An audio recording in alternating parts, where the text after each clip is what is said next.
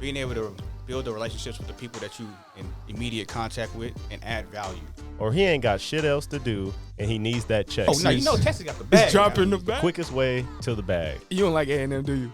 How much Texas pay Arch Manning, bro? Welcome to another special episode of Players Talk Business Podcast with your host, Darius Jackson, Kavon, Frazier. Hey, shout out WeWork Press Center for letting us record in this dope room, man. Shout out to them. But we got a treat for y'all today. We're going to touch base on a variety of hot topics, and we do have a special guest in the house, University of Texas graduate, 5-year NFL vet, renewable energy developer, current agent with Team Sports Agency. Should I stop? Nah, keep going. Should I stop?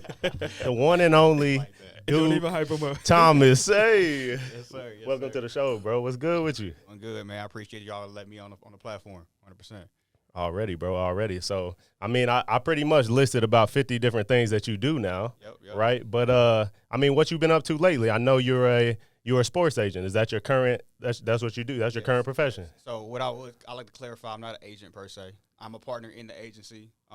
When it comes to the sport world, you know, they kind of started it all for us. Football kind of did it for me. It's my way to stay connected and then help guys plug back into the network that I'm building right now in other businesses.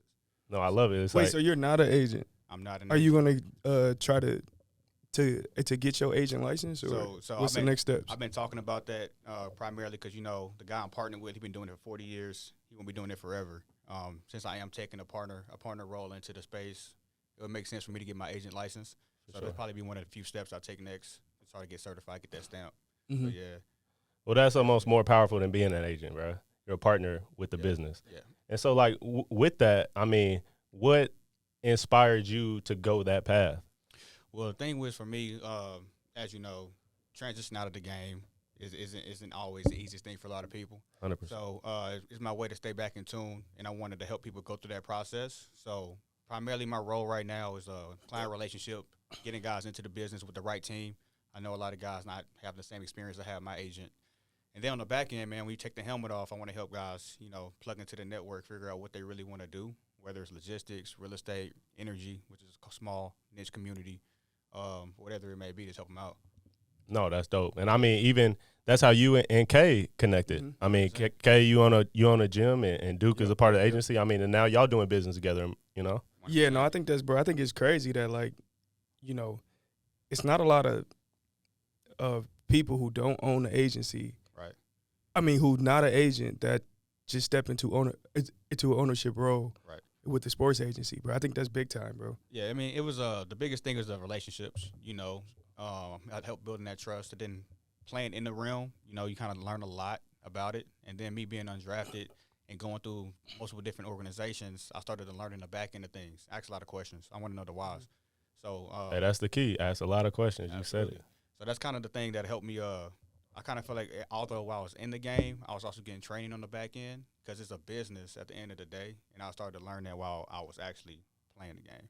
Didn't we all? Yeah, It's just nothing personal. It's just business. absolutely. So partnering, were you with Team Sports Agency? I mean, how did that work? Was Scott Casterline, was he your agent? Absolutely. So that's kind of how it kind of worked out for me. I had a unique relationship with my agent. A lot of guys don't have the same relationship I had. So, I mean, from staying at his house, from building that relationship on and off the field, and actually when I finished up, still having that network, still being to help. He still wanted to help further my career outside just the game of football. Mm-hmm. That really what made me realize, like, okay, we're doing things different at team sports. And I kind of wanted to build that out because a lot of people don't have that kind of opportunity. Being in sports, man, allows you to get around so many other kind of people in the world of business because everybody loves sports. Everybody want to be around a football guy. Everybody does. So that's kind of the thing that kind of helped me out. And then it's just like knowing how to leverage that, right?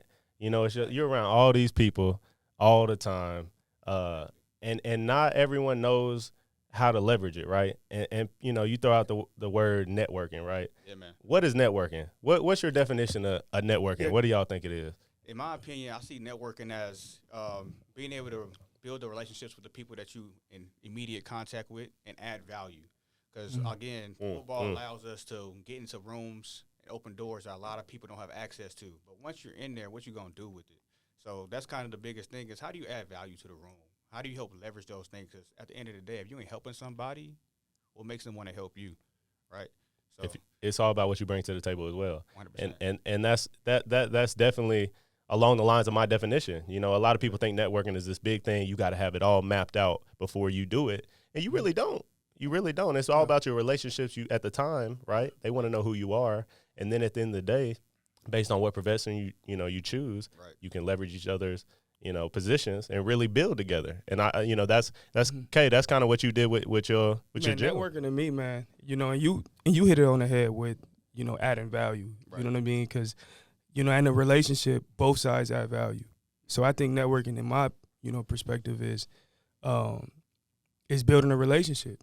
But to be able to build a relationship, you gotta add value to them. They gotta add value to you. Right. You know what I mean? Like, y'all might not help each other equally because that's not what, you know what I'm saying? Like, it's not about weighing out, hey, like, he did this for me, so I need to do something for him, right? Yep. It's not about that because that's not a genuine relationship. But I think that's what networking is you literally just going in and you trying to build relationships with people. 100%.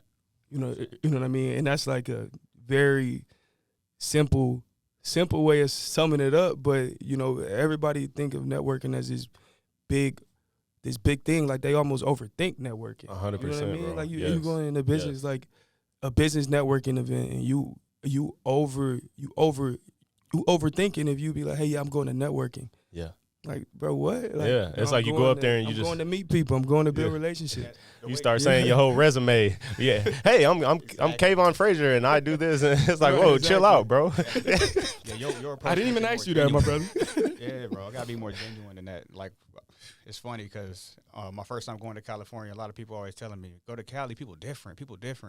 And I kind of experienced it a little bit. Everybody out there networking, but it's not the most genuine kind of networking. Oh, it's trash. It's like, Yep. it's really that, okay, how can I leverage this relationship to go get It's what I so want? trash, bro. I was just out in California. It's funny you brought that up. I was just out in California, and like literally, I went in this. In Cali, a lot of their main hotels have like lounges in them. So I went in I was staying at the SLS. I went in the lounge there, and I'm meeting people and stuff. And the first 3 people I met, the first 2 sentences they asked me is like, "What do you do?" It kind of throw me They off. were like, And to me, it's kind of disrespectful. What are you doing in here at the SLS? Looking like you look. Like, what's going on? Yeah, like, what do you do? Like, bro, that's the most disrespectful thing that you can ask me right off bat. I'm damn near about to turn around and walk the other way. That's what I'm about to do. But yeah, man, like, hold on, what'd you Dallas, say? I mean, I tell them, shit, I'm a business owner. I'm an entrepreneur. Right. That's what I tell them. Yeah. But the difference is in Dallas, man, people don't ask you that. People don't. That's not like in the forefront of their mind is what do you do? It's like, I want to learn who this person is. Right. And I feel like with us as athletes, and you say you want to help athletes, right? With us as athletes, a lot of people always just come up to us and ask us, what do we do? And that's how they view us. It's about what we do rather than who we are. So, my biggest thing and our biggest thing with having this podcast and having somebody like you on here is to show people who you actually are. Right. You know what I'm saying? Absolutely.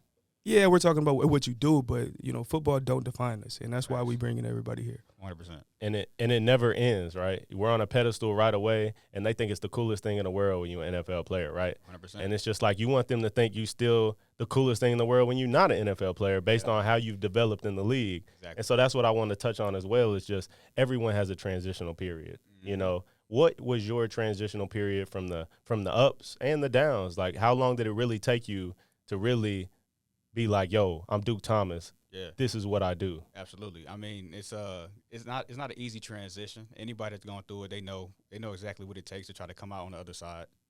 Myself, I can definitely say I leaned on my wife a lot. She helped me out. She's also an athlete. But I told her, it's the 2020 season. I was in Arizona. I got released. I ended up signing in Buffalo at the end of that playoff run. And then right after that season, I was trying to figure out what I wanted to do. Do I want to go back? I had opportunities to sign back when it came to the 2021 training camp. I had 3 or 4 teams call, and I was like, no. Like, I'm not going to do it. I had a conversation with my coach, and he was like, I can't make a guarantee. I can't promise you anything. And my thing was, you're calling me. My coach is calling me because you know what I'm going to bring to the table in training camp. But I'm going to do the same thing I'm going to do that I did last year, but you can't guarantee me anything. Right. So it's like, I don't want to put myself in that situation. I'd rather try to take my destiny into my own hands. And that gave me a lot of empowerment, saying no to the NFL. And then at that point, it was just me picking something. And that's where something that I always try to tell the guys I'm working with now, you got to pick something. You know, You got to choose something. You got to choose something. There's so many options. And all of us being high-performing athletes, touching the NFL, we are already an entrepreneur, bro. Like, your body was your business. You found a way to make it happen. You defined the odds. Like, you're already elite. And that's kind of what the trigger that happened in my mind that made me pick, like, all right, I'm going to just pick renewable energy. That was my first pivot. Because I saw it. Hold on. He used the key word.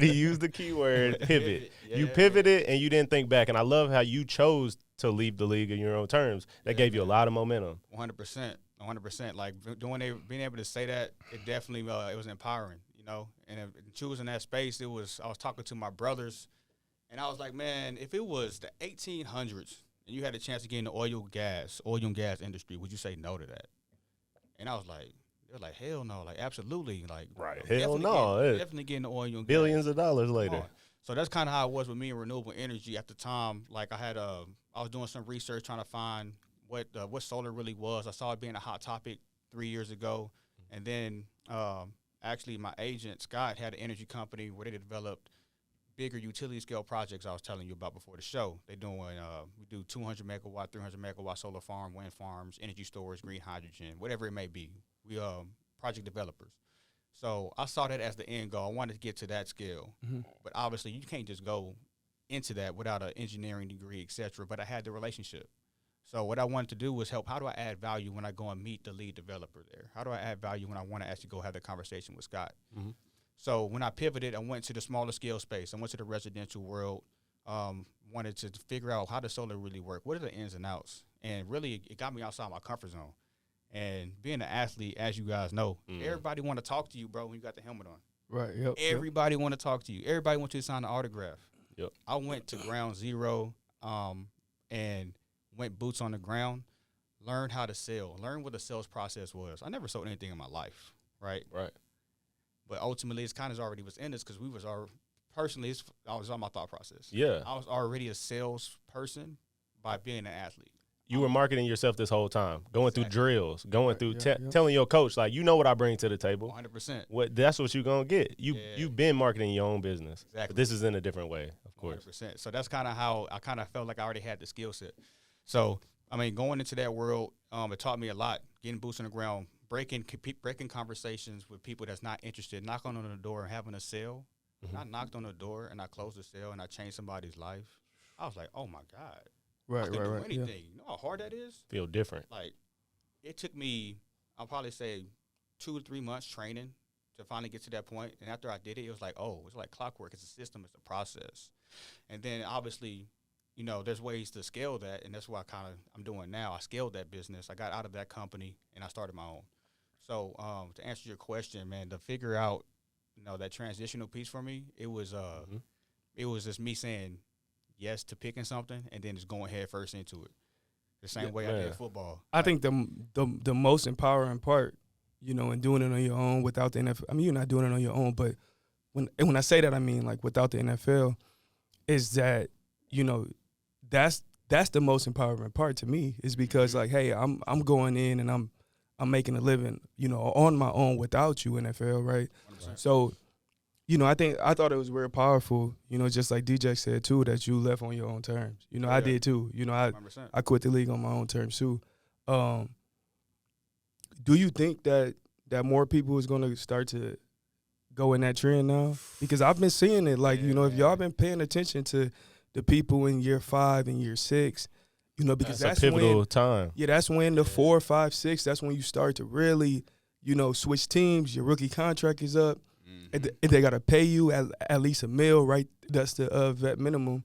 Yep. You know, if you on the roster after the first game, your whole salary is guaranteed for that year. Yep. So that's when you really see guys start moving around. Do you think it's going to be a trend, right? Before this year, really wasn't a lot of guys that was doing that. Yeah, man. You know, and that's what the NFL do. You know, I don't know if y'all paid attention to it. They'll sign people, you know, later in the season to try to keep you on your toes to try to keep you locked in, right? Yeah, keep training. Hey, man, keep training. Work hard. They'll sign you the last 2 weeks. Right, they sign you the last 2 weeks. You're on your way. They sign you the last 2 weeks. Exactly. They sign you the last 2 weeks, and then bro. they might sign you to a future, and then it just becomes this cycle over and over and over. Yep. And we see guys that came in with us. Oh yeah. That's still locked into that cycle. Right. So my thing is, obviously, this is the biggest reason why we're trying to bring awareness to it. But 100%. do you think that this that this is going to change a little bit now? 100%. I mean, that cycle you talked about, that's what I had to get out of. I had the opportunity to get plugged back into that. I know from a different angle, obviously, having 4 teams call you to want to come to training camp, what does that mean? So having that conversation with my coach, like that, like really opened my eyes. Like, I'm not about to come up there, do what I just did last year, where I should have made that team for y'all personnel department to say, nah, I want a 4 or 5 year vet that played. Like, yeah, I want this rookie Same that, result. what? I just bought. Or I'm this rookie that I got to pay him half the price, right? 100%. So that's when I was like, look, and I see that being the new model, especially when you start taking a look at the collegiate space, when these kids are starting to get that monetized NIL money as an 18-year-old kid. How you going to tell him to get into that cycle? You sick. Mm-hmm. Oh, we're going to get It's into not that. happening. Don't worry about that because we got to address that. Yeah, that's not but happening. no, you're right. You're right. And it's just, a lot of guys get into that cycle, including us, right? But we made a decision. So for me, it was a 2-year cycle, right? After the first year, I was like, okay, well, let me give it one last hoorah opportunity, right? 100%. But when I had 2 consecutive Januaries hit and feel the exact same, I was like, hell no. Facts. I am not doing this cycle, right? Yeah, man. And that's when I wanted to talk about this as well. It's like, with the USFL and the XFL and, all these different leagues, I think there's a fine line because when you get to year 4, 5, and 6, you're now 25, 26, 27. Yep. Football becomes a lifestyle, a business, a profession rather than a passion. Right. And that's the truth because you've already been doing it for a long time and you've already got 4, 5, 6 years of professional play. Are these guys, when I see a vet player signed to the USFL or XFL, I say one of 2 things. Either he loves the hell out the game and he just wants to keep playing, or he ain't got shit else to do and he needs that check. Facts. 100%. I mean, I can co-sign to that. Because, I mean, being in a person, myself, being able to see that as an avenue and pivoting from the AAF, I knew immediately, this is being honest, I didn't belong there. And, like, just being honest, like, there's clear levels of talent. Like, even when you play collegiately, there's some guys that, you just better than. And talking about calling that a professional when you was in NFL, there's a level of standard that I held myself to. I'm sure that the guys, if you want to pivot like that, you see it that way, you probably held yourself to the same know what standard. it is. You know what it is. So, I mean, I totally agree. But I don't think that they're trying to build farm leagues, bro. They know people want to watch football. And hopefully guys start understanding that, man, you ain't got to put your body on a line like that, bro, and try to make that 60, 70K. Not It don't make even. no sense. And it's 2 perspectives that we can look at it from. And sometimes, I don't know if they doing it to keep us in a cycle, or to truly like try to help us, right? Because you know what I'm saying? Because and I'm trying to play devil's advocate here as well, even though I would never go to no XFL, even the CFL. You would never no. You know what I'm saying? Them Canadian dollars don't translate. They don't. They really don't. It's sad. But it's like being a person that did pivot, it's like I can't see it being a career habitual thing. Like, if it's the summer league, a spring league, okay, I get it. But now that they're having these leagues that go and coincide and sprinkle into the NFL season, that don't allow you to go back and pivot into the NFL, like, what are y'all trying to do? So I think The Rock and what his partner Garcia, his ex-wife, I think Danny Garcia, I think what they're doing is pretty incredible from the fact that they low-key partner with the NFL and made it like a minor farm league, right? Okay. But at the end of the day, they need vets to lead those organizations to get it going. But I mean, I personally, if you're over 24, you should probably do something else, right? That's what I was saying though. Like, what perspective, are we looking at it from? Because they can also be like, hey, we're helping these guys because we can't figure out the transition. So you get It's guys like, I don't want to name off guys, Yeah. but I know we all know guys that we got in the back of our head Yeah. that is 32. You know what I'm saying? 32 with kids and Scoring touchdowns. they gotta and they gotta go play in the league like that. Absolutely. But also I think it also hurts us because, man, there was a quote I heard today. It was pain plus reflection equals progress, right? So I think that us, as athletes, we never want to, attack that pain part. Right. If we don't attack the pain part, then we're not gonna reflect on the pain that we just had. After getting out the league, bro, it's a painful couple months that you go through that you really gotta look yourself in the mirror and be like, damn, okay, so what's next? Am I just gonna sit here and just, you know what I'm saying, just live in my sorrows and be a stat? Yep. Or am I gonna be on the other side of the statistics? So And you have to embrace that pain. A lot of people try to avoid it, and then it's the worst. What's the worst kind of pain is when your family members come up to you. You done playing? They act like that shit's surprising or some shit. I'm 29. Like 100%. I'm 31. Like, am I done playing? And I've been playing since I was 7. Exactly. Yes.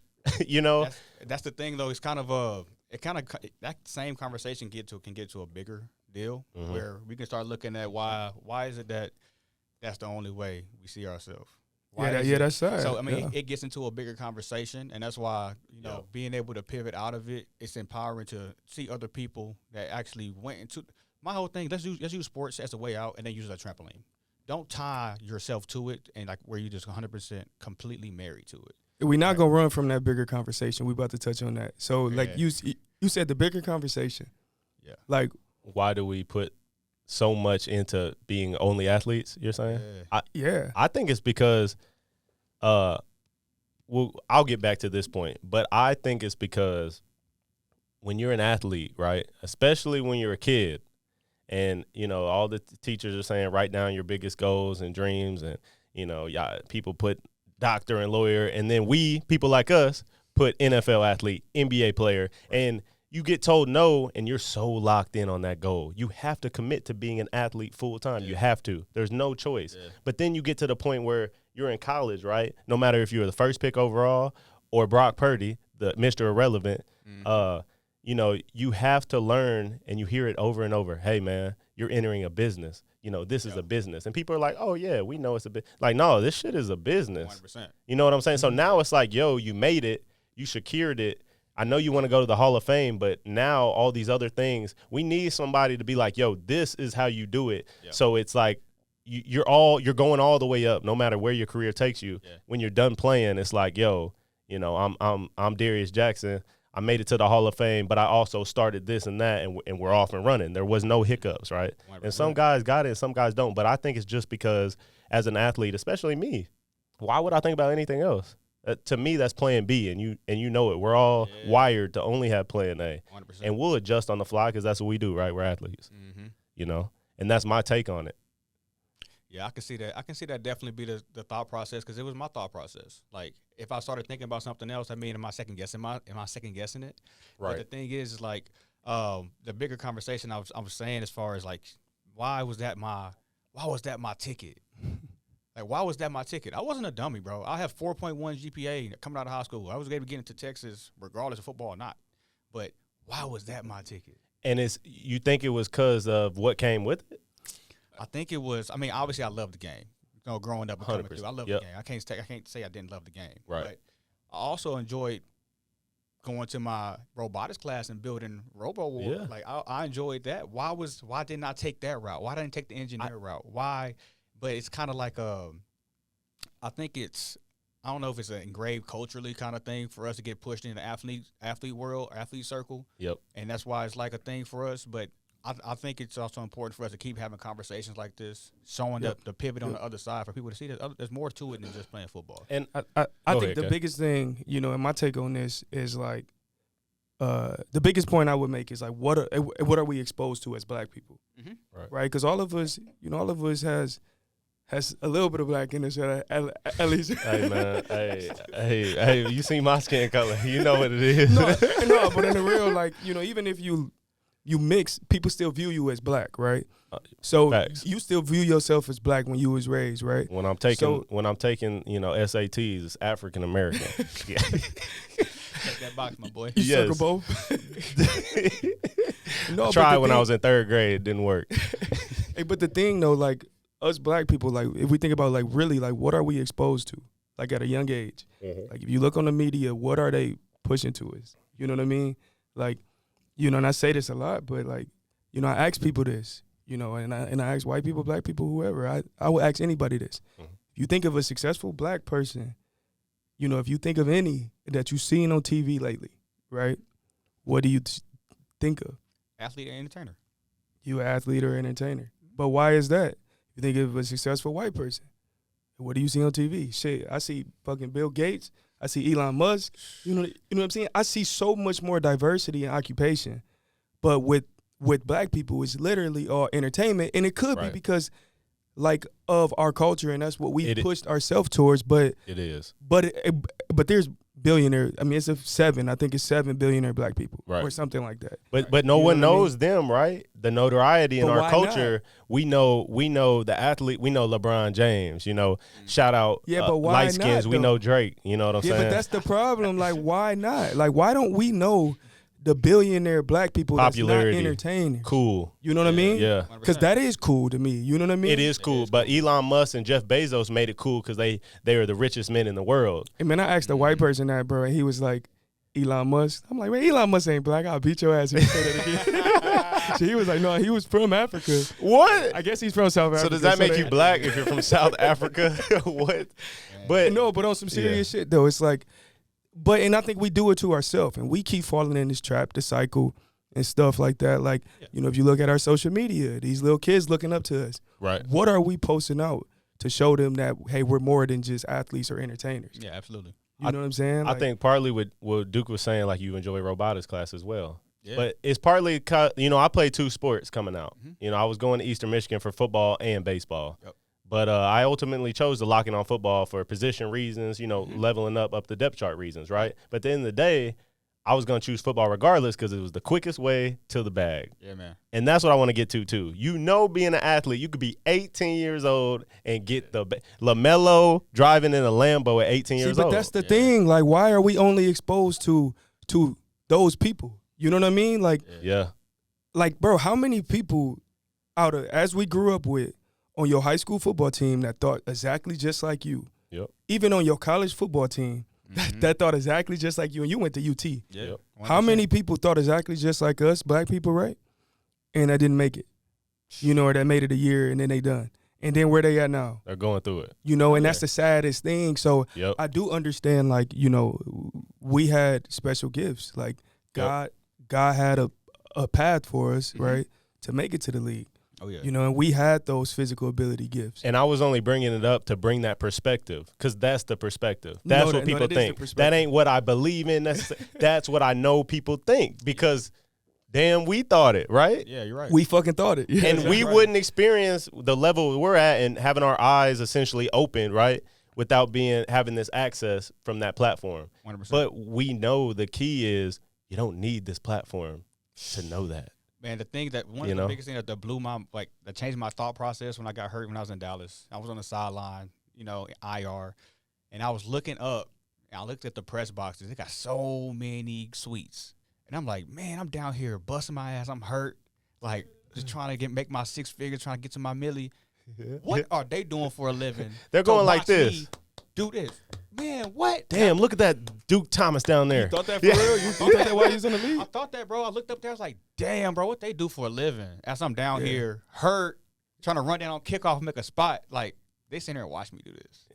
Yeah. Like, entertaining them. You're in entertainment. Like, what they do for a living? Like, that kind of stuff really started making my thought process change a little bit. Like, and that's kind of things that we got to start getting these kids to realize. There's a lot of press boxes in all these stadiums, and none of these people touch the field. Like, none of these people touch the field. And the biggest flex is probably, you know, for me, it's like scoring a touchdown or getting an interception is dope, and it lasts about 30 seconds, and then it's on to the next play.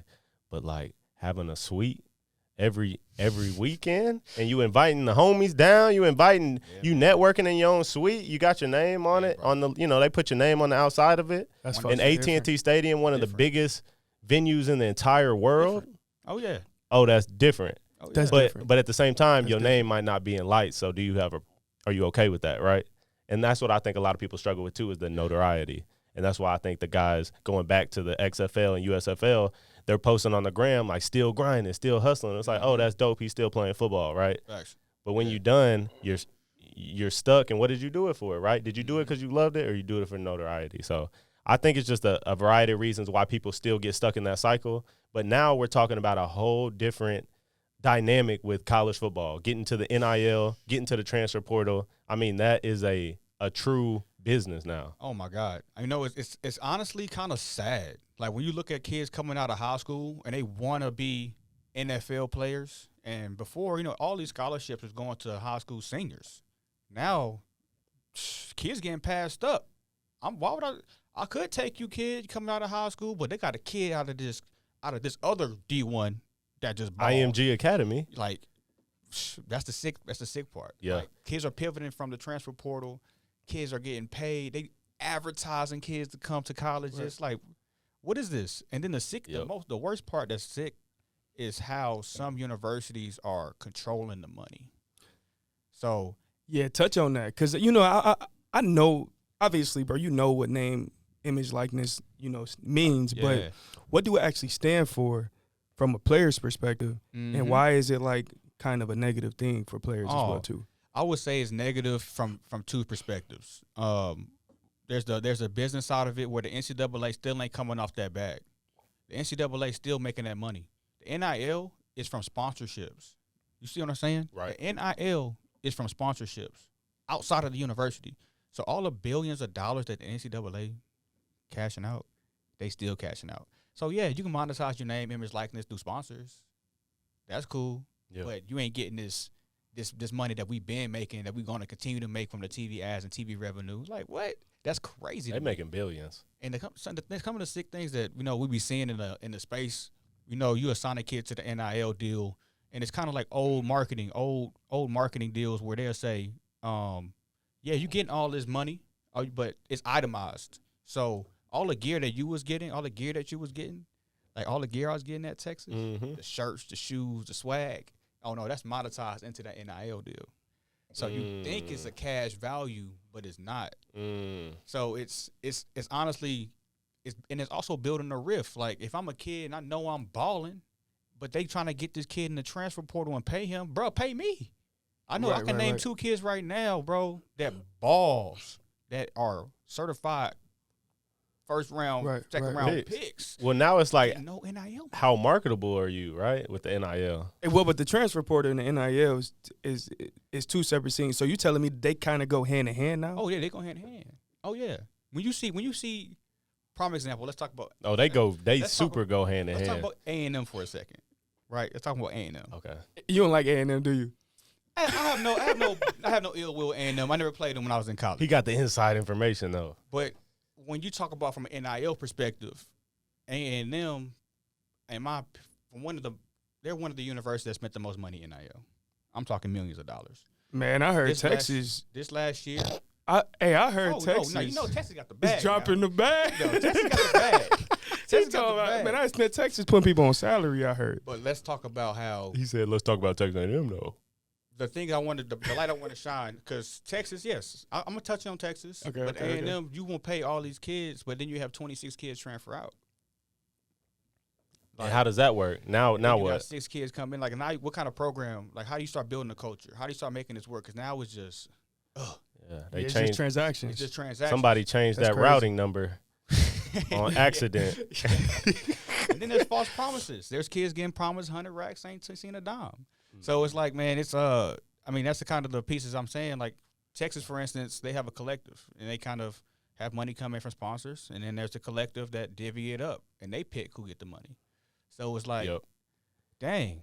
Well, it's like I think it goes hand in hand because it's like Caleb Williams and Jordan Addison. I mean, they all went to UFC, because of Lincoln Riley, right? But really, because they had $3 million, $2 million, $4 million waiting on the table. 100%. Why would you not go? Eastern Michigan offered them $1 million. So the biggest thing with me is like, because you an agent, so y'all also you're not an agent, but you own an agency. Yeah. So y'all sign players for the NIL too, correct? Oh yeah. Like to look over the contracts. Who looking over these contracts of the players that's not like these big name players that just want a little bit of bread? So it's there's multiple ways to go about it. So us as an agency, we try not to go into just giving these kids money because we've seen from other agencies that they start giving kids the bags, and what they realize is I'm signing to you through an NIL contract. That don't mean I gotta represent. I don't gotta sign you to represent. So kids are savvy, bro. Like it's the same way they do the same when we were kids. We'd commit to the college. Right, we going there no matter what. These kids, as you see, they commit, decommit, switch, swap to try to grab the fan base, try to grab the gear. They finding ways to get more savvy, bro. Yeah. So the same thing the kids are doing in NIL space. They're getting savvy. They can get an NIL contract with this agency. They can pay me to drop a bag, knowing that I'm not tied to you. I can still be. And you have to honor those deals, right? Oh, if I'm as the agency, I would. If I were signing a kid, say I signed Kavon to an NIL contract, I give Kavon 50 racks. I'm under the assumption that Kavon want to work with me when he comes to the NFL. For sure, right? 100%. Kavon is savvy. He's not a dummy, so he's also entertaining you at another sports agency, trying to get a bag off of you once he's signed. He's telling, and you can know that. Oh, yeah. You can still try to win his business because ultimately the contract is only under the pretense of NCAA football. Mm-hmm. So kids are doing that. They're grabbing bags and signing with other people. So personally speaking, we try not to just cut checks. We try to put you into a network, put you around sponsors that want to help build you. So instead of me cutting you a check, I'll put you in touch with a donor. Is there like a certain amount of years that these kids are signing for? Like, are they like signing their? It's if they sign into a marketing agency. So there's ways to do it. If either they sign to an agency can drop a bag, or I can point them to a marketing agency that only do NIL, and they can handle their NIL. Yeah, but say I'm a donor and I want to sign you to an NIL deal. Mm-hmm. Can I be like, hey, I want to sign you to an NIL deal, so I own your name and likeness, 100% of your name and likeness for the next 6 years? Shit, you know what I mean? Want to sign a 360 deal, that's the thing. That's bad business. So that's where if a kid were to do that, if I were to bring a donor to a table, obviously we would vet the contract. We would never want to screw the kid over, bro.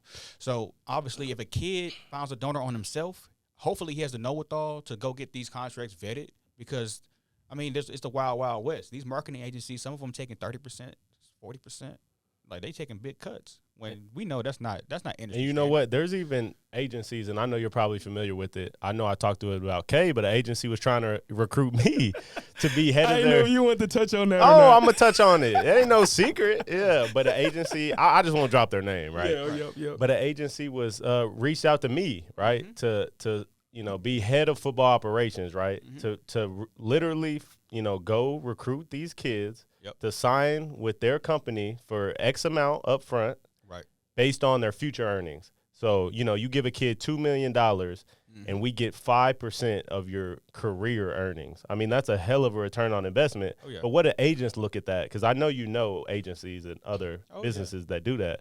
Like, what is the stigma on those companies? I mean, so our reputation, and that's why, again, my reputation had with Scott, and Scott's reputation is you can stamp it. You can take it to the bank. People, NFL GMs, and everyone knows how he conducts business, and he does it the right way. We don't backdoor people. He's solid. He's solid. We don't go around the door. We try to work with compliance. We lost kids at TCU this year because they fired their compliance department, and we can't get in touch with kids. Like, trash. Right. But us doing it the right way, kind of, we miss out. But there's still people that still sign people from TCU. So, they went around the door. So, I mean, you see it, man. You see it. And honestly, we know the kind of people that do that kind of business. And we don't like to trash agencies, but when we having a conversation with a kid and we know we're in competition with a company that does something like that, we just try to put our best foot forward and let them know that there are other people out there that may tell you certain things. Just know that what we're saying, you can take it to the bank, right? And you had a peace of mind knowing you doing business the right way. Absolutely. And I declined that offer. I mean, the offer was bullshit anyway. I didn't like their terms at all. But I considered it until I really put some thought on it. And I was like, the people, I didn't believe in the company. You know, I thought I just didn't think they were good people, right? Yeah. But that's the territory with this NIL space because it's so new, it's so fresh. And No rules. there's no rules. No rules. There's bro. no rules. But, you know, speaking about NIL, how much Texas pay Arch Manning, bro? Man, I heard You know they so paid him. many They probably rumors, paid him bro. $58 million to go there. I done heard a lot of rumors. I'll tell you one story. So I don't know if this is 100% true, facts or not, but I heard a story where before he signed to Texas, he was taking a visit to Tech. You know, Tech, they always put out air raid offense. They have great. Texas Tech was in the race? That's what I heard. All right. Oh, you got the inside now. That's all I heard. So, All right. but when it came down to it, he really liked Coach McGuire. He thought it was gonna be a place for him to work with. But at the end of the day, Texas called while he's on that visit with the bag, like, And was like, yo, you know, when it comes to you got a PJ waiting on you. and I heard it was some M's. Oh. And you know, I don't know exactly what the settlement number is, and no one know. You'll never know. No, you never know. You'll never know. Unless Quinn wanted to, you know, disclose that information. But Yep. I mean, I just know that that's the NIL world, bro. Like, people can call a kid any minute and any moment and try to drop a bag on them and try to acquire that talent. Yeah. And you know, Texas got a big bag, so we trying to get some good guys in the building. But there's a way to do it the right way. Yeah. You know? So hopefully, you know, we can do it. We continue to do. We can open it up, the collective, allow kids to really start monetizing themselves. I really want the NCAA to start pouring back into the kids, because the city of Austin, because you know I'm a UT guy. The city of Austin every game day make upwards of $10 million, bro. It's the city, hotels, restaurants, Every food, game day? every game day. It's crazy. They got some nice hotels down there, too. So the Every city game winning, day. What you mean? $10 million. $10 million. That's a just game. that's just a low Yeah. end. And that's Come the on, low y'all, end. y'all trying to go buy a hotel downtown, Right? crazy. right by the. It's crazy. That's nuts. It's literally crazy. And that's kind of stuff that you're seeing. If that city's doing that, you know the university is rolling in it. Like, What they need to do is they need to take that money and invest in some security on 6th Street, bro. it's bad. 'Cause I never boy, been down there. Oh my gosh, it's out of control. How was can't it go being a down there. player? Now since we It's different now. since we are married, we can't go to 6th Street. It's different now. Hey, It's different. hey, it's different down there. Let me tell you. Oh yeah, it's a good time. But I will say the Austin is developing so fast, bro. Like, even when I was there, like, it was a different world. When I was there, just from when Blake Gideon and Sergio Kendall and Kenny, like, when they were there, like, just from that time to my time changed a lot from the stories I heard. And now where it is now from when I was there is like night and day. I wish you would have told us About Austin? when you came to Dallas. I wish you would have been like, "Yo, go and buy a crib in Austin now." Yeah. Well, they got a lot of tech headquarters there too. Like, Yeah. Austin is Yeah, really it's growing. tech. They got a It's- lake over it's there, tech, like yeah. Lake Trout. Like, it's growing over there. Austin Like, is. I had a lot of friends still stay in Austin. Austin is a great spot if you want to, like, find real estate investments, Yes. or you just want to build a business. Like, Austin is gonna grow into a metroplex, in my opinion. Bro, it's the next California right now. I heard. It's crazy. you know, other than Salina's supposed to be the biggest city in North Texas. No way. Salina. So it's like between Austin and North Dallas. I mean, Houston's going to get left behind other than that bullet train going down there. That's the only thing they got Yeah. going on. But that's gonna be getting Houston out. gonna catch People be up. Getting out. They Houston gonna see catch- the Houston will competition. always be there. You know, they're Houston like see the the third largest competition. city anyway in America. I heard Or they the most fourth. diverse city in America too. I believe it. Like, Houston got big business because they got the port and they got international airports, so they never gonna lose. Oh, they out. got the port too. They're never gonna lose out. Think Right. about it. So Like, Texas just winning right now. oh yeah, when it That's comes really to what it is. And so let me ask you this: as we sum up the NIL and stuff like that, I know we was talking about Texas football.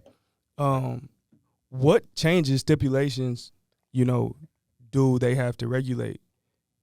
Do you think that they have to regulate for the NIL to make it better, and the transfer portal too? Because it is getting out of hand. Yeah. It's free agency. Some of these guys they don't like their situation in the school, right? They don't Mhm. like their situation. I was in a similar situation when I was in college, Yeah. right? So I was a 2-year starter, got benched at the end of my second year, was benched my whole third year, and my coach got fired after my third year. Oh yeah. So my fourth year, it was either, hey, I got to stay and thug it out, or I got to transfer. If I transfer, I might have an excuse because my coach got fired. But back then, like, you was going to maybe have to sit out a year. You know, I still had a red shirt, so I was going to be able to do that. But now, like, guys can literally transfer damn near mid-season and be on the team next week. The next year. You know what I'm saying? When it comes and play. So, when it like, comes to NIL and transfer portal, I don't have the answer, to be completely honest with you. But it's going to be, at some point in time, it's going to have to come down to something that we see in the NFL, something you see in the MLB, NHL. They're going to have to be some real rules and regulation. Kids are getting paid. It's no longer, you can't say this is an amateur sport.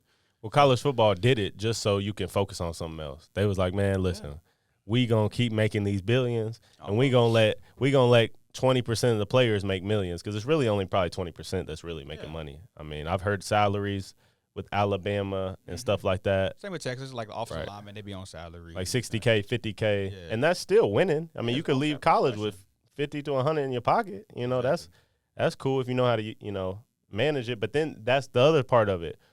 Do we need to have special, people in order to help kids manage money? Or are they just going to get this money and have a great time at college? I had the best time of my life, and then they leave with $3,000 when they were getting 60, 70, 80 a year. Yeah, it's going to have to be opening up some more departments. I mean, I think when that comes down to the rules and regulations, things that you was touching on, like university going to have to invest in having some people in place to kind of help these kids out. I mean, parents as well. I think parents will have to get more educated on what kind of situation they putting their kids in. Yep. At the end of the day, you got to take a look at it from a 50,000-foot view instead of you just being right there, tunnel vision, dollar. Like, it's not going to work out for the best, especially if you're talking about for the long haul and longevity of it. Like, I think it sucks for the smaller schools too, cause like, bro, man, Central Michigan, bro, I don't know if we gonna ever be good again, just cause like our top players who ball out they transfer the next Eastern year. Michigan beating y'all ass now. Well, because our top players go to SEC schools. Yeah. Why wouldn't they? Why would the MAC has always been a stepping stone to development? Central has always been this place to where, like, yeah, we might have not won a lot of MAC championships. We did in like a brief 5-year period, but we always been a place to where we produce NFL talent. The NFL scouts, every team is gonna be at our pro days. Central Michigan always been that place, but now I feel like, with this transfer portal, bro, all of our top talents is leaving. And it sucks, bro. It sucks I'm real close with our AD, Amy. I'm real close with her. And it sucks for her. Like, you know what I'm saying? Mm-hmm. I'm be talking to her and stuff like that. Like, it sucks for her. Yeah, for their program, there's no stability. Yeah. And the other thing is now, we can say, oh, it sucks for her. At the same time, flip the script a little bit. One of my best friends, his brother's at UConn. Guess what they told him? He was a sophomore. They told him, hey, man, we like you, but we don't, we like you, but we got other players transferring in. Getting the transfer portal. They're taking your scholarship. What did Deion Sanders say? I ain't hard to find. I got my luggage, my luggage packed. Louis luggage. Louis luggage. But time out, where are these kids supposed to go? Like, back in the day in the contract, essentially they don't have to honor our scholarships every year, but now they're really taking advantage of that. It's sad, bro. It's year by year. It's sad. Yeah. It's the NFL. It's the NFL. Oh, 100%. There's got to be some type of way to where it's like, yo, your scholarship is guaranteed. Your football, I don't know how to do this, but you can't just kick a kid out of college after you earned a full ride. You can't do it. It's just not right. They doing it. They can. They can. That's what's sad. Yeah, they got to figure it out, man. I don't know the solution. I just know it's going to take some people. I think, like, for instance, Nick Saban, he came out, made a stance on how it's so crazy with the transfer portal. I think it'll take some people really putting their best foot forward and letting folks know this is not it. Like, how do you expect to run a sustainable program at any level? Nick Saban said that. Right. As he's calling kids on, like, Nick Saban NIL been existing for 20 years. Time. But that's another conversation. It would have been a close game if they was, if they put. I fuck with TCU. I fuck with Coach Kaz, but that's all I'm saying. It was out of hand. It was what, the biggest margin in bowl history? Not championship history. Anyway. Yeah, it's a rough one to watch. Anyway, man, you know what time it is? What's that? It's hot take time. Ooh. It's hot take time. Dim the lights. You felt it. You felt it. The fire's on us. All right. So I got a hot take. Super fresh. Just landed yesterday. Is Kyrie and Luka a duo for disaster or destined for the finals? Kyrie's a bucket. Certified bucket. I think that as long as they can get on the same page on ball possession and time, I think they can win. Kyrie's not in my opinion, I don't see Kyrie as a selfish player, but he's a certified. That's a bucket. big if though. If they can both share, because It's they're all both about primary ball hand. It is. It's all about chemistry. Who wants to win? Who wants to Luka's gonna have that ball in his hand when it's all said and done. You know that though, right? Yeah, it's his team. It's Luka's team. Kyrie got to understand it's Luka's team. But I think I mean, I want to go see him play. I looked up Lakers tickets already. Cheapest tickets $550 in the high section. You gotta drop the bag, but guess what? And let me hit up Mark. Yeah, bro, email him. This man has Mark Cuban's email and he responds. Bro, that's my nigga. What you mean, Bro, listen. Bro, what? Listen, Bro, bro. I was on a TV show, Fast and Loud. It was like their 100th episode, and this was, bro, I was a rookie or second year. And I know I was a rookie or second year because I had mini ass dreads. My dreads was like little worms. Yeah, thick ass worms. So, but Mark Cuban was there. Right. You know, cool as hell, bro. Cool as hell. Oh yeah. And you know, they paid me $5,000. I don't know. They probably gave him 100, 200 probably. Hey, you know but what I that mean? $5,000 at that Man, time in what? your life, you was Rookie like, year, bet. $5,000. I was like, all right, bet. Bet. I look back, but my fit was trash. But It takes time. But Mark was cool as hell. You know, he gave me his email. He was like, hey, if you ever want to come to a game, just hit me up. 100%. And I kept his email. Last time I went to a game, I didn't hit him up for the tickets, but while I was at the game, I hit him up. Yeah. And it was the craziest thing, bro. Hit up Mark Cuban. I'm literally watching him. He sit damn near in the same spot every single time. Right. He like right close to the bench. And he checked his phone. I was like, yo, he really just checked his phone? Bro, I emailed him. I just said something That's about the game. live. He emailed me right back in like the next 5-6 minutes. I was like, bro, he is the livest. What did you feel on. like when you just got Mark Cuban's email right back, you sitting behind him I like, tried to talk business after he ignored the you ignored you out there. You needed him up. Hey, man, I think that was a savvy move. I'm a big Kyrie fan. Y'all going to the finals. That's it. Hit him 2 100%. weeks later. By the way, what's up with them tickets, though? I need to come to a game. No, bro, Man. but similar takes as you. Wait, who said? No. You said that about Kyrie. How you don't think? Hold on, you didn't do disaster or finals? I think it's finals. Say less. I think it's finals. Like, I'll be honest, they get the chemistry right. Kyrie's been there. He's certified, stamp. Luka's a 100%. And he's number 2 again, championship Kyrie. Exactly. So I mean, I like that. Championship Kyrie. Bro, I don't think Kyrie is as selfish as what people think. No, you know, I'll be honest, dog. I would say Right. I'm a Kyrie fan. I like Kyrie. I fuck with Kyrie. I like Kyrie. I fuck with Kyrie too. Like, I had a little thing against him because I thought he was acting like a little yeah. baby when he left Cleveland, talking about I want to. And then he took his words back, talking about, he basically said, hey, man, I was immature. LeBron was my type of leader. I needed time to grow. That's fire. Is it fire? Because when he left Cleveland, I was like, bro, you had 1 year left, bro. You just won a championship. What are you doing? Just stick it out, bro. Then he goes to Celtics and was like, He can't take it back. He took it back. he took it back multiple times. Hey, I'm humble. going to be a Celtic for life. Boom, leaving next week. And no, but I'm Balling saying, for the but- Nets. Like, yo, we about to be second seed I'm in saying- the East. I want to trade. Like, saying, bro. but was he not humble? I respect Kyrie so much because people don't see this point of view, right? I like Kyrie, by the way. Just want to throw that out there. I like him, but I just think he's made some choices in the past that showed a little immature. As somebody nature to him. that owns an agency, a sports agency, what Kyrie just did was the fucking it was the symbol of class. You know, he went out there, you know, obviously, you know, that comment that he made or, you know, or what he posted, Right. it rubbed a lot of people in the wrong way. You know, they blackballed him. He came back on the court, wasn't saying a word to nobody, quiet, he just balled. He fucking balled. Without KD. He balled without KD and was completely quiet. That's the only way you're going to win back the public. Was completely quiet. Is if you just ball out. His agent probably told him, like, hey, just go on the court and ball and don't say shit. Yep. Don't say shit, just go ball. He went and balled. At the perfect moment, he was like, I want to trade. And that's the the thing. fucking perfect moment. Yeah. That's some ghost shit. Yeah, it's definitely some ghost shit. I mean, the thing is, we don't know what happened in the back office. He may want to leave because Well, He didn't apparently like how- the word is they didn't want to offer him. To the Lakers? Yeah, I wish.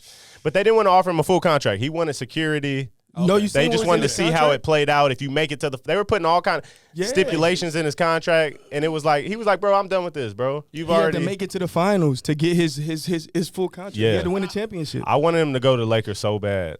bro, him and that owner definitely got beef. They definitely got beef. Yeah, you seen the owner Yeah. said he was gonna make the Lakers sell everything they had for him.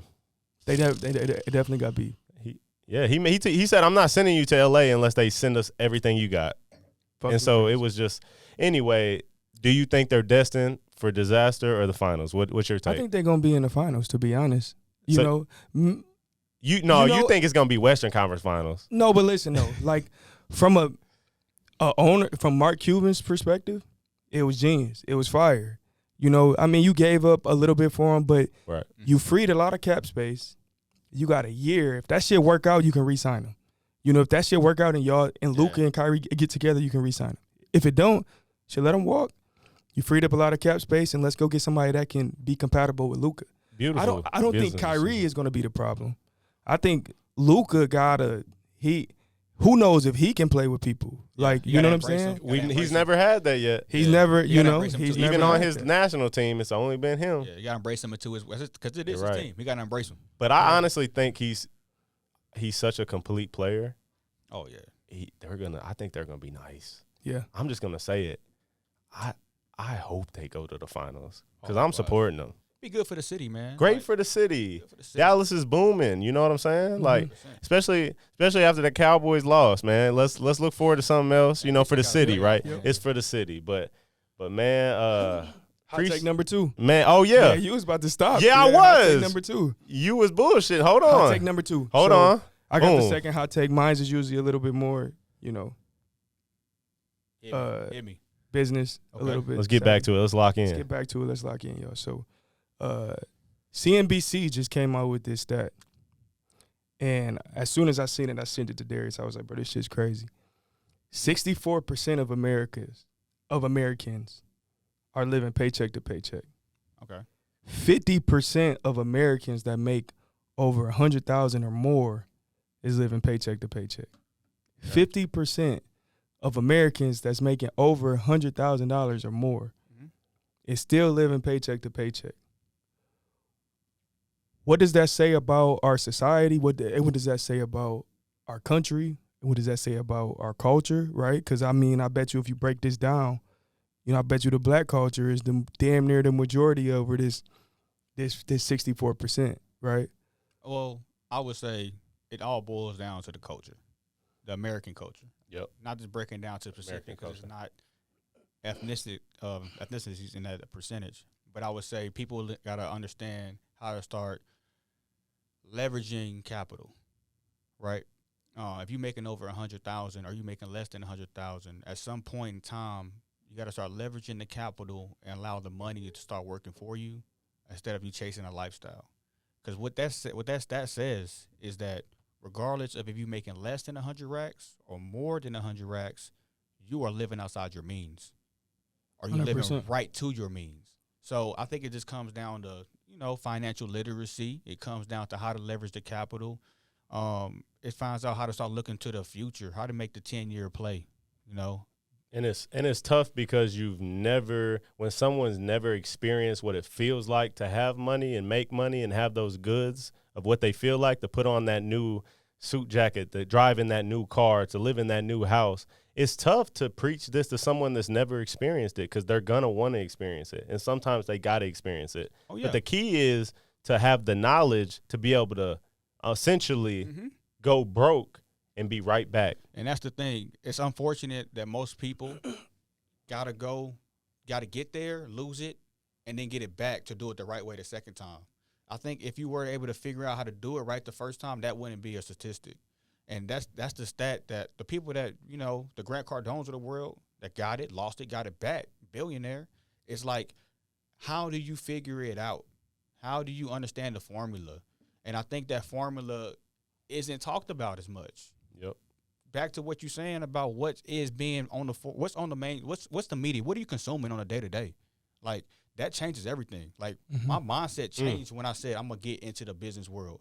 How do I pivot from football to getting into energy, owning companies, going to private equity, doing international trade, and then want to backdoor and be back in sports because I want to help other athletes?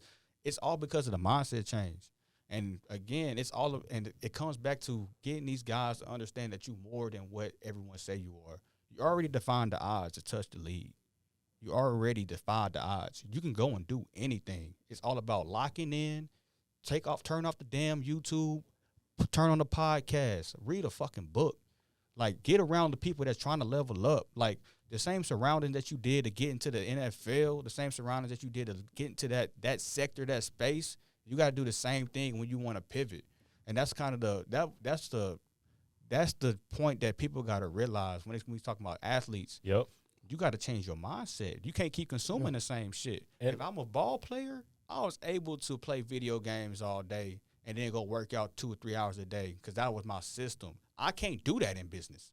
I had to turn the game off, bro. I had to figure out, okay, how to optimize my time.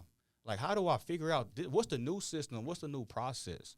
So when we start talking about business and that kind of stat, it's like it really shines a light that people don't understand how to really win.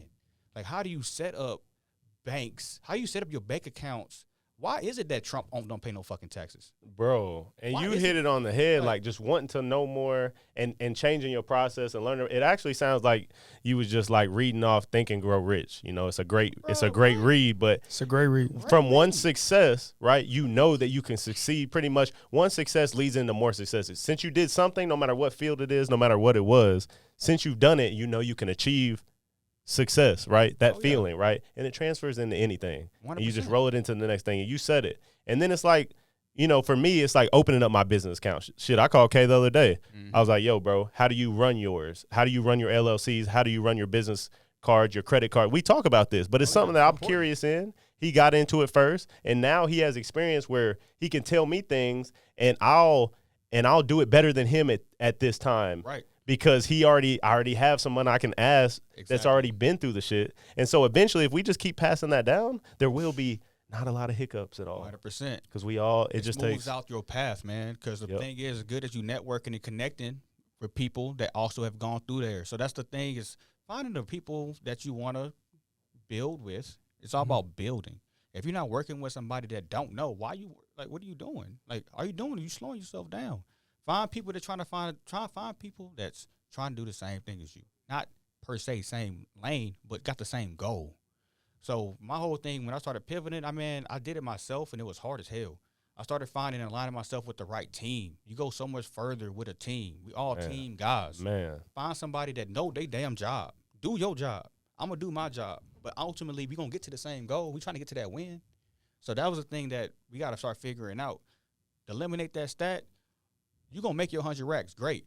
Don't go model your life around what you see on the internet. Model your life around Social peers. media. Yeah. Try to find people that you can really connect with and shake hands with in your community. And y'all can really start building and taking off like a rocket. And you might have a quiet period, and that's okay. So if you social media wise, if you just want to keep showing and showing, it's like, bro, you might have a quiet period. But just know, if you build it, it'll come. You're going to be balling if you build it. Yeah. man. So just go through that period. 100%. I think social media is a deadly thing for us, and I think that could be the biggest reason why this stat is so high. Oh, yeah. You know, it's because we trying to compete. Like, we compare ourselves. Yep. You know, and that's the biggest reason why I didn't like the NFL, right? It's because I'm always comparing myself to the person who's in front of me. Yep. And I hated that feeling Mm-hmm. because I want this person to do bad. You know, Yeah, bro. You know what I mean? It's sick. It's sick. It's It's sick. It's culture. is. It's culture. It's sick. You want to win, but you know, for you to be where you want to be, This other person has to Fail. fail.